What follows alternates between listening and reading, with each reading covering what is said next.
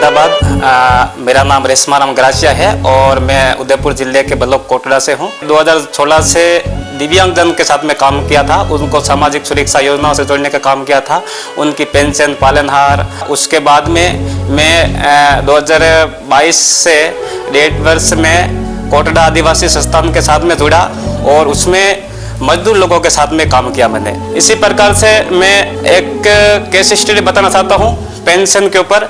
जो एक रामी देवी महिला है, वो गांव बेरन की रहने वाली है, एक विधवा महिला है। उससे मेरा संपर्क हुआ उस गांव के अंदर, तो उसने बताया कि मेरी पेंशन 1 वर्ष से नहीं मिल रही है। तो मुझे उसका स्टेटस चेक करना पड़ा।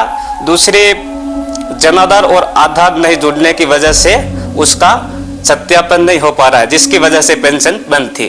तो और फिर मैं इधर देवला क्षेत्र में आया, उनसे फोन कर संपर्क किया और उनका सत्यापन किया और उनका सत्यापन हुआ और उसके बाद उनकी पेंशन की राशि उनको मिल गई। मेन बात यह है कि कोटड़ा मुख्य कमी है वो शिक्षा नहीं है, जिससे क्या है कि ये जैसे संविधान की बात करते हैं वहाँ पे जाके लोगों से, तो लोगों को क्या संविधान की बात समझ नहीं आती, किस तरह से उनसे बातचीत करनी है। और ऐसे परिवार है जिनकी स्थिति बहुत खराब है, उसमें युवा लोग काम करने जाते हैं। इसके अलावा राजस्थान में भी अलग अलग जिलों में भी जाते हैं। इसके अलावा राजस्थान से बाहर महाराष्ट्र, पुणे तक पत्थर गढ़े का काम करने जाते हैं। दूसरा मतलब एक टिबिन्नी खेत से एक सिलिकोसिस पीड़ित थे, नैनाराम करके नाम था।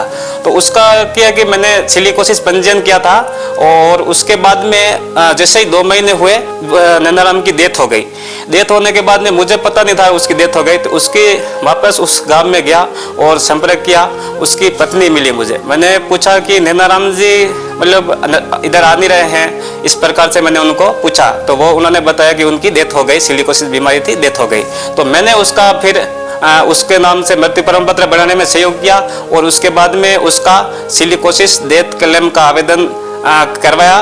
उसके बाद कुछ समय बीता, उसके बाद में उसका सिलिकोसिस डेथ क्लेम का 2 लाख रुपए भी सैंक्शन हुए।